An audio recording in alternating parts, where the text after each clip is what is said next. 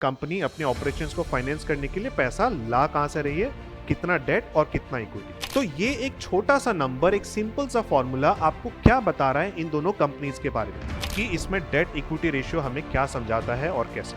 तो अब कैसे पता करें सर कि डेट इक्विटी रेशियो किसी कंपनी का सही है या नहीं। किसी कंपनी में अगर डेट ज्यादा है तो ये कंक्लूजन मत निकाल लीजिए कि ये कंपनी खराब है। Hello everyone, welcome to PW skills finance.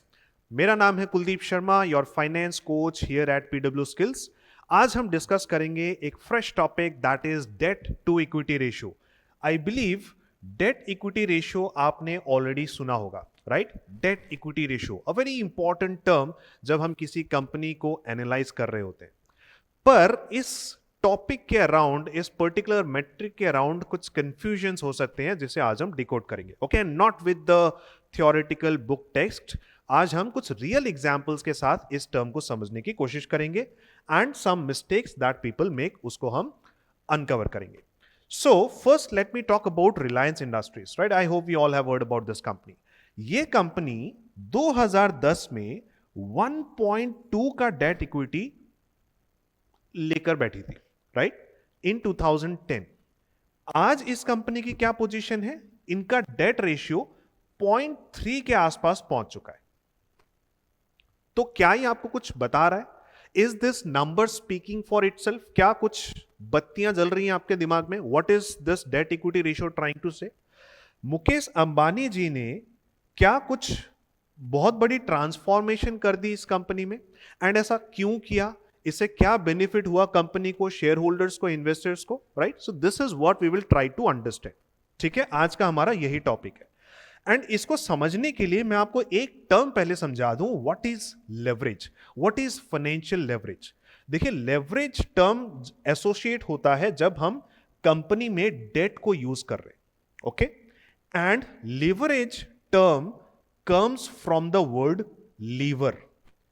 Mukesh Ambani ji ने इतनी बड़ी लाखों करोड़ की कंपनी को बनाया, अगर उनको कोई और कैपिटल प्रोवाइड नहीं करता, अगर उन्हें अपने पैसों से इतनी बड़ी कंपनी बनानी होती, तो क्या वो बना पाते या इतने टाइम में बना पाते? शायद उनको और ज्यादा टाइम लग जाता, right? So this is where the term lever comes. मैं आपको सिंपल वर्ड्स में समझाता हूं। देखिए, मान लीजिए आपको एक इतना बड़ा पत्थर मूव करना है, आपको ये पत्थर को हिलाना है, तो आप यहां बहुत सारे एफर्ट्स लगाओगे इस पत्थर को मूव करने के लिए, राइट? पर इसको करने का एक आसान तरीका हो सकता है, आप इतना बड़ा पत्थर तो जल्दी से नहीं हिला पाओगे, पर आप एक छोटा पत्थर जरूर हिला सकते हो, राइट? आप एक छोटा पत्थर जरूर हिला सकते हो। तो मैं एक काम करता हूं, मैं इस पत्थर को थोड़ा पास ले आता हूं एंड आप ये पत्थर को हिलाकर पास ले आए। ये हो गया आपका इक्विटी, ये हो गया आपका इक्विटी, ठीक है, जो आप अभी लगा सकते हो कंपनी में। एंड आपको इतना बड़ा कंपनी बनाना है, तो आप क्या करोगे? अब इसको यहां पर एक लीवर लगा दोगे, एक लीवर लगा दोगे, ओके? तो rather than directly putting the efforts, putting the force on this big rock, अब आप क्या करोगे? अब आप इस जगह पर अपना फोर्स लगाना शुरू करोगे, राइट? एंड अब आप कम फोर्स लगाओगे, थोड़ा फोर्स लगाओगे ना, तब भी आप इस बड़े वाले पत्थर को मूव कर पाओगे, राइट? यानी कि आप एक छोटा कैपिटल लगाकर भी एक बड़ी कंपनी बना सकते हो with the help of this lever. And ये जो लीवर है, इसी को बोला जाता है डेट, ओके? तो हम डेट की मदद से एक बिजनेस को बिल्ड कर सकते हैं। So this is where the concept of financial leverage comes. अब बढ़ते हैं आगे कि इसमें डेट इक्विटी रेशियो हमें क्या समझाता है और कैसे। So let me define this term called debt to equity ratio. इसका सिंपल मतलब है, डी रेशियो यानी debt equity ratio shows how much debt a company is having, a company is using as compare to shareholders equity. मतलब company बाहर से कितना पैसा ला रही है एज कंपेयर टू कंपनी अपने घर से कितना पैसा लगा रही है, right? In order to finance its operations. Company अपने ऑपरेशंस को फाइनेंस करने के लिए पैसा ला कहां से रही है, कितना डेट और कितना equity, okay? So date equity ratio is simple total date divided by total equity, okay? यहां पर हम टोटल डेट लेते हैं, यानी कि शॉर्ट टर्म, लॉन्ग टर्म, सारा डेट यहां पर आ जाएगा। इसको मैं सिंपल एग्जाम्पल से आपको समझा देता हूं। मान लीजिए आप एक घर खरीदने जा रहे हैं, आपको खरीदना है 1 करोड़ रुपए का घर, ओके? जिसके लिए आपने 30 लाख रुपए पूंजी जमा कर रखी है कि मेरे पास 30 लाख रुपए डाउन पेमेंट के हैं, ओके, एंड बाकी का 70 लाख आप क्या कर रहे हो, आप बैंक से लोन ले रहे हो। तो यहां पर इक्विटी और डेट के बीच का जो प्रोपोर्शन है उसे बोला जाएगा डेट इक्विटी रेशियो। तो आप कैसे निकालोगे, सिंपल, डेट आपको न्यूमरेटर में रखना है, इक्विटी आपको डिनोमिनेटर में रखना है। तो 70/30 गिव्स यू 2.33। इसको कैसे स्टडी करेंगे, इसको कैसे रीड करेंगे, 2.33:1, यानी कि अगर मैं 1 रुपया अपनी जेब से लगाता हूं तो मैं 2.33 रुपीज बाजार से लेकर आकर लगाता हूं। This is the interpretation of this ratio 2.33। Okay, 1 रुपया मेरा, 2 रुपया, ₹2.25 बाजार का। Okay, this is how I have funded this house and this is the same way how a company is also funded. A company finances its operations using debt and equity. ठीक है, कुछ example से आपको समझाता हूं कि इसकी implications क्या होती है, कि ये नंबर हमको क्या कह सकता है। ओके, इसके क्या इंटरप्रिटेशंस होती है। Interpretation is the main point. Okay, जब भी हम रेशियो एनालिसिस कर रहे हैं तो रेशियो कैलकुलेट करना सबसे डिफिकल्ट पार्ट नहीं होता है। ओके, रेशियो का फॉर्मूला याद करना is not the difficult part, the most difficult part is how do you interpret that. So that is where I am focusing. So आइए एक कंपनी का एग्जाम्पल लेते हैं, that is from the steel industry. हम Tata steel और हिंडाल्को को compare करते हैं। हम करीब 2023 के आसपास की बातें कर रहे हैं। So the numbers are approx, okay, these are not actual accurate numbers, पर ठीक है, आपको कॉन्टेक्स्ट मिल जाएगा। सो टाटा स्टील के केस में 2023 में करीब इसका जो इक्विटी है 1 लाख करोड़ के आसपास का है। ओके, एंड इसमें जो डेट है कंपनी में दैट इज अराउंड 80,000 करोड़। तो आप डेट इक्विटी रेशियो कैसे निकाल रहे हो, debt 80,000 crore divide by equity यानी कि 1 लाख करोड़, राइट। तो 80/100 that gives you 0.8 as a debt equity ratio. Alright, and अब सिचुएशन देखते हैं हिंडाल्को की। सो हिंडाल्को में करीब 50,000 करोड़ का इक्विटी है, 20,000 करोड़ का डेट है, एंड जो डेट इक्विटी रेशियो निकल के आ रहा है दैट इज 0.4, यानी कि हिंडाल्को में डेट कम है एंड टाटा स्टील में डेट ज्यादा है। There is a higher debt load, right. अब इसकी इंप्लीकेशन समझिए, इससे क्या समझ में आता है हमको। इससे यह समझ में आता है कि ये वाली जो कंपनी है इसमें क्योंकि डेट कम है इसीलिए इसमें रिस्क भी कम है। ओके, जहां ज्यादा डेट होगा वहां रिस्क भी ज्यादा होगा। एंड इसका हमको मार्केट परफॉर्मेंस में कहां इसका इंप्लीकेशन देखने को मिलता है, जब कोविड हुआ था, जब कोविड आया था 2020 में, उस ईयर में हिंडाल्को के स्टॉक ने आउट परफॉर्म किया था टाटा स्टील को due to lower debt burden. यानी कि जब कोविड जैसी स्थिति आती है तब हम हमेशा उन कंपनीज को देखते हैं जो ज्यादा सेफ है, राइट। तो इसीलिए हिंडाल्को का स्टॉक बेटर परफॉर्म करना चाहिए, जो कि किया भी as compare to Tata steel, because उसमें ज्यादा डेट है, राइट। तो ये आपको डेट इक्विटी रेशियो बताता है। ऑलराइट, नेक्स्ट आते हैं Amazon के ऊपर, राइट। तो why just talk about Indian markets, let us move beyond. तो यहां मैं आपको एक्चुअली इंडस्ट्री का फर्क दिखाने की कोशिश कर रहा हूं। सो एक फैक्ट है, that is a comparison between tech and traditional business. हम Amazon की बात कर रहे हैं। Amazon is a tech giant जिसका डेट इक्विटी रेशियो करीब 0.37 के आसपास है, एंड वॉलमार्ट जो कि एक रिटेल जायंट है, ट्रेडिशनल रिटेल जायंट है, that is having a debt equity ratio of 0.56। तो ये एक छोटा सा नंबर, एक सिंपल सा फॉर्मूला आपको क्या बता रहा है इन दोनों कंपनीज के बारे में। ये बता रहा है, the insight here is that जो टेक कंपनी है यानी कि Amazon, that is more conservative with that as compare to traditional retail business. यानी कि Amazon डेट लेने में ज्यादा कंजर्वेटिव है, वो बहुत ज्यादा एग्रेसिवली डेट नहीं ले रही है as compare to retail business that is Walmart. And in fact Jeff Bezos की ये फिलॉसफी रही है that cash is king. Okay, cash is king. So this is reflected by their debt equity ratios. अब मैं आपको कुछ इंडस्ट्री का comparison दिखाता हूं, because whenever you look at a particular ratio, context matters. किसी पर्टिकुलर कंपनी का debt equity ratio 2 आ गया या मान लीजिए 6 आ गया, तो आपको एकदम उस कंपनी के सीईओ को, चेयरमैन को एकदम फायर करने की गुहार नहीं लगानी है कि ये कंपनी बहुत बेकार हो गई है। You have to understand that ratio in a context. So let us try to understand. One of the context is कि भाई वो बिजनेस है कौन सी इंडस्ट्री में। इंडस्ट्री डिसाइड करेगा कि उस कंपनी का डेट इक्विटी रेशियो सही है या नहीं। Okay, so that is one of the factors. So different sectors will have different norms. If you are looking at a banking company, अगर आप एक बैंकिंग कंपनी पर नजर डाल रहे हैं तो उसका डेट इक्विटी रेशियो तो ऑब्वियसली ज्यादा होना चाहिए ना। उनका क्या काम है? पैसे बोरो करके लाना और फिर आगे लोन देना। तो वो पैसे ला कहां से रहे? या तो हम जैसे कस्टमर्स डिपॉजिट कर रहे हैं, which is again a debt for the company, and या फिर वो एक्सटर्नल बोरिंग्स करके लेके आ रहे हैं। खुद का इक्विटी तो कितना लगाएंगे? उनका तो काम ही है आगे पैसा बांट देना, तो खुद का इक्विटी तो बहुत लिमिटेड होगा, right? So they are bound to have a very high debt equity ratio. इनके लिए ये नॉर्मल है। 6 to 7 is quite normal for the banking industry because they have a deposit loan business model कि पहले पैसा लेकर आओ, बोरिंग करो, डिपॉजिट से लेकर आओ एंड फिर आगे लोन दो, राइट? फिर अगर मैं बात करूं रियल एस्टेट बिजनेस की, जैसे कि डीएलएफ, प्रेस्टीज, गोदरेज प्रॉपर्टीज, इन सब के केस में अगर मैं 2 तक का भी रियल एस्टेट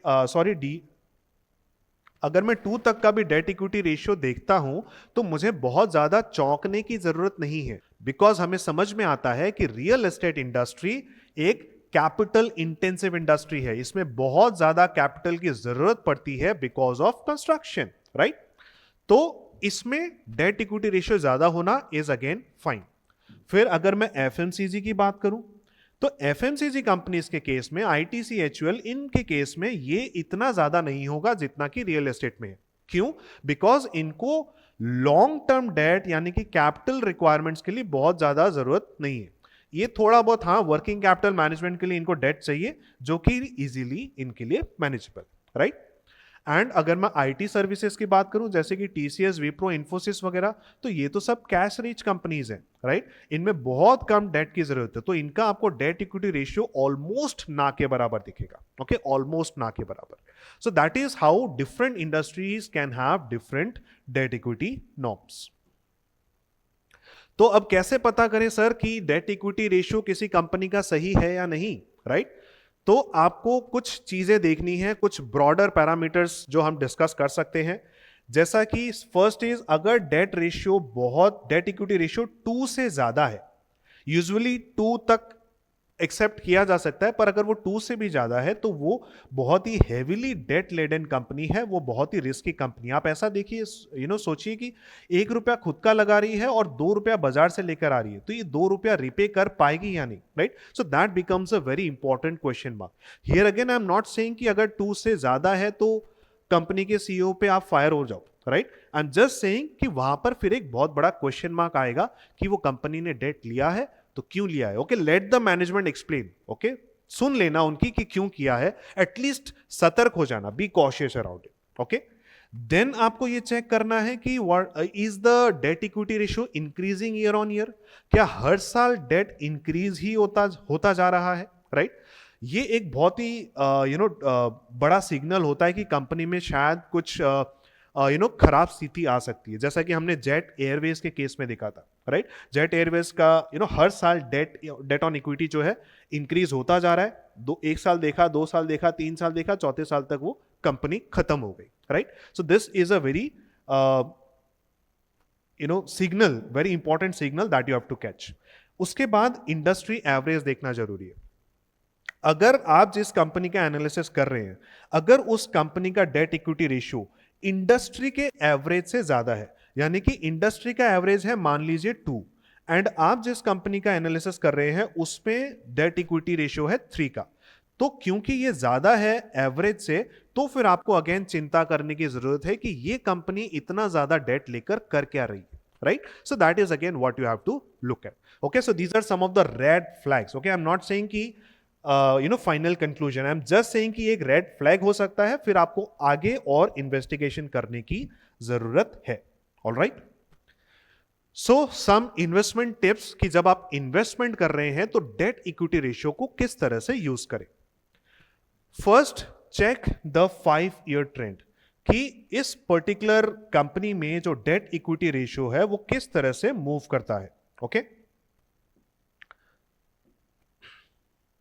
क्या वो स्टेबल है या वो बहुत ज्यादा वॉलाटाइल है? अगर वो डेट इक्विटी रेशियो बहुत ज्यादा इंक्रीज हो रहा है या हर साल बढ़ता घटता रहता है, तो आपको फिर देखने की जरूरत है कि ऐसा क्यों हो रहा है। Okay, so check the 5-year trend at least. उसके बाद आप पीयर कंपैरिजन कीजिए, you compare this company with other companies in the same industry. जैसा मैंने अभी कहा था कि आप इंडस्ट्री एवरेज के साथ कंपेयर कीजिए, डायरेक्टली जज मत कीजिए कि 2 ज्यादा है या 3 ज्यादा है। You compare this with the industry कि अगर इंडस्ट्री में तो सिर्फ 1.5 है, इसमें 2-3 है, तो फिर इसमें कुछ प्रॉब्लम है। अगर बाजार में भी मान लीजिए 2-3 नॉर्मली चलता है तो फिर कोई दिक्कत नहीं, राइट? इंडस्ट्री में सभी कंपनीज ले रही है तो ये कंपनी भी ले रही है, क्या प्रॉब्लम, राइट?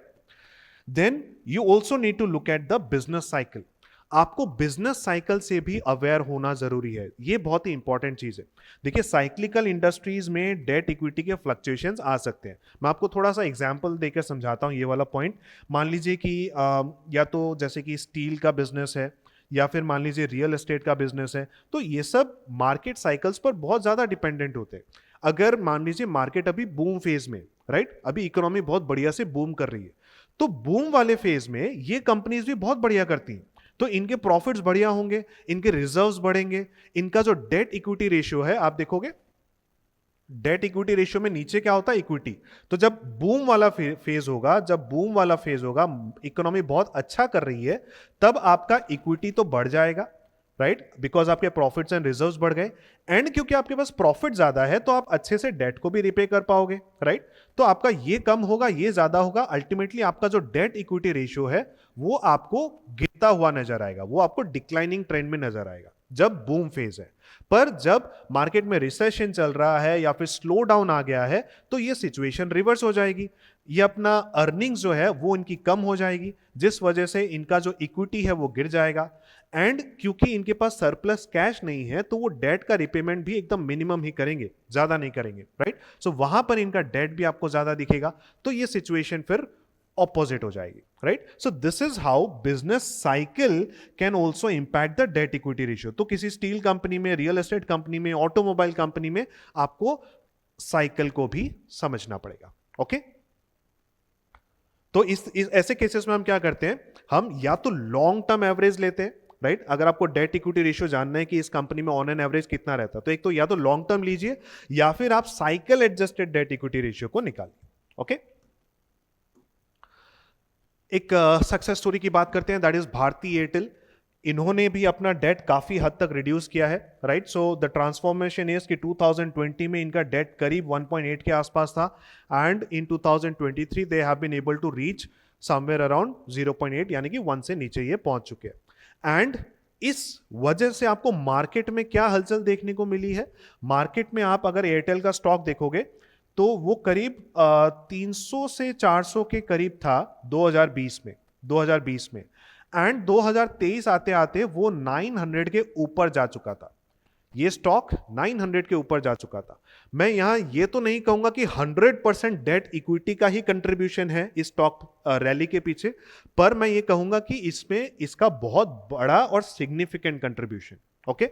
सो जब एक कंपनी अपना डेट इक्विटी या फिर रिस्क को मैनेज करती है तो इससे इन्वेस्टर्स का कॉन्फिडेंस बढ़ता है उस कंपनी के ऊपर, उस कंपनी के मैनेजमेंट के ऊपर, एंड इसीलिए इसमें और ज्यादा इन्वेस्टर्स आते हैं और आपको प्राइस की रैली देखने को मिलती है। तो ये बेसिकली एक इन्वेस्टर का कॉन्फिडेंस दिखा रही है कि ये कंपनी और आगे जा सकती है, राइट।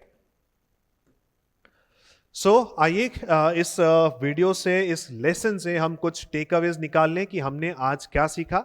सबसे पहले डेट इक्विटी रेशियो हमको क्या बताता है, फर्स्ट कि एक कंपनी में फाइनेंशियल लेवरेज कितना है, एक कंपनी का रिस्क लेवल कितना है, राइट, वो इंडस्ट्री से कितना ज्यादा रिस्क ले रही है, उस कंपनी का फाइनेंसिंग स्ट्रक्चर कैसा है, कि यानी कि उस कंपनी में डेट और इक्विटी का मिक्स कैसा है, how is the company using debt to finance its operations, and क्या उस कंपनी में इकोनॉमिक डाउनटर्न्स को हैंडल करने की कैपेबिलिटी है, जैसा कि हम टाटा स्टील, हिंडाल्को में देख रहे थे, राइट। तो जब भी ऐसी स्लो डाउन वाली या रिसेशन वाली सिचुएशंस आएंगी तो उसमें आपको फिर डेट इक्विटी रेशियो देखना पड़ेगा, जो आपको ये बताएगा कि ये कंपनी सेफ है या नहीं, ओके।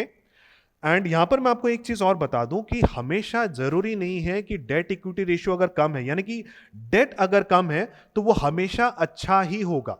प्लीज एक स्टैंडर्ड बनाने की कोशिश मत कीजिए, एक थंब रूल बनाने की कोशिश मत कीजिए कि ऐसा होगा तो ऐसा। No, everything depends upon context. अगर उस कंपनी में लो डेट है तो कभी अच्छा हो सकता है कि वो कंपनी रिस्की नहीं है, सेफ है, पर आपको यह भी देखना पड़ेगा कि क्या वो कंपनी अपनी अपॉर्चुनिटीज को मिस कर रही है, क्या वो कोई प्रोजेक्ट कर सकती थी, क्या वो प्रोडक्ट डाइवर्सिफाई कर सकती थी, या कोई नया प्लांट लगा सकती थी, एक्सपांड कर सकती थी, पर उन्होंने ऐसा नहीं किया बिकॉज उनको डेट से एलर्जी। तो if this is the case, तो भैया लो डेट इक्विटी रेशियो होने के बावजूद भी उस कंपनी का स्टॉक गिर सकता है, right? So you have to be careful. And इसका ऑपोजिट वाइसी वर्सा भी ट्रू है, यानी कि किसी कंपनी में अगर डेट ज्यादा है तो ये कंक्लूजन मत निकाल लीजिए कि ये कंपनी खराब है। आपको ये देखना पड़ेगा कि वो कंपनी का यूसेज, वो डेट का यूसेज कैसे हुआ है। तो आप कंपनी की बैलेंस शीट में जाओगे, राइट? आप देखोगे कि अच्छा इक्विटी है, डेट में काफी बड़ा उछाल आया, वो इंक्रीज हुआ है। तो फिर आप अपने एसेट साइड में जाकर के देखो कि वो जो उछाल आया है वो कंपनी ने कहां यूज किया है, राइट? तो अगर कंपनी ने लैंड खरीद लिया, कंपनी ने प्लांट एंड मशीनरी खरीद लिया, या कंपनी ने कोई और दूसरी नई कंपनी एक्वायर कर ली, कोई सब्सिडियरी को खरीद लिया, तो अगर ये सब चीजें की हैं तो इससे आपको फिर लॉन्ग टर्म में देखना है कि कंपनी कैसे बेनिफिट होगी उस पर्टिकुलर एक्विजिशन से या उस पर्टिकुलर एक्सपांशन से, राइट? तो अगर कंपनी ने कोई प्रॉफिटेबल अपॉर्चुनिटी को टैप करने के लिए और लोन लिया है, this is a good thing. इससे कंपनी की फ्यूचर पोटेंशियल अर्निंग और इंक्रीज होगी, right? So this can be good. Ultimately क्या मैटर करता है? कॉन्टेक्स्ट मैटर करता है, ओके? इनफैक्ट ये मैं नेक्स्ट स्लाइड में आपको अच्छे से समझाता हूं। What matters the most is context. So आप डेट इक्विटी रेशियो के लिए कुछ भी याद मत रखिए, बस ये गोल्डन रूल याद रखिए, बस ये गोल्डन रूल याद रखिए that date equity ratio is very powerful. आप जब भी फाइनेंशियल एनालिसिस कर रहे हो, डेट इक्विटी रेशियो आप देखोगे ही देखोगे। इसको देखे बिना आपका फाइनेंशियल स्टेटमेंट एनालिसिस कंप्लीट नहीं होगा, okay? So it is a very powerful tool to जज अ कंपनीज फाइनेंशियल हेल्थ कि भैया ये सेफ कंपनी है, क्या ये रिस्की कंपनी है, क्या ये आगे चल पाएगी। ये समझने के लिए डेट इक्विटी रेशियो आप देखोगे। पर कैसे देखोगे? हमेशा आपको ये देखना है कि what is the context. Context matters more than absolute numbers. Just a number like 2.5, सिर्फ 2.5x देखने से कुछ भी समझ में नहीं आता कि ये अच्छा है या बुरा। सो डोंट जज a company just by its absolute number, you have to compare it in the context. अरे भाई देखो ना कौन सी इंडस्ट्री है और कौन सा साइकिल है, राइट? क्या इंडस्ट्री एवरेज क्या है, ये सब कुछ देखने के बाद आप जज करोगे कि ये नंबर अच्छा है या बुरा है। ऑलराइट, सो इस टॉपिक को यहां मैं कंक्लूड करूंगा। आई होप आप समझ पाए होंगे डेट इक्विटी रेशियो का मतलब एंड उसका मार्केट में इंप्लीकेशन क्या है, उसका इंटरप्रिटेशन कैसे किया जाता है। ऑलराइट, अगर ये वीडियो अच्छा लगा, समझ में आया टॉपिक, तो let me know so that I will be further doing such kind of videos in the future also. फिलहाल के लिए मैं आपको बता दूं नेक्स्ट टॉपिक जो हम डिस्कस करने वाले हैं दैट इज एबिटा, कि कंपनी का ऑपरेशनल परफॉर्मेंस मेजर करने के लिए हम एबिटा को कैसे यूज करते हैं। Alright, so thank you so much, see you in the next one.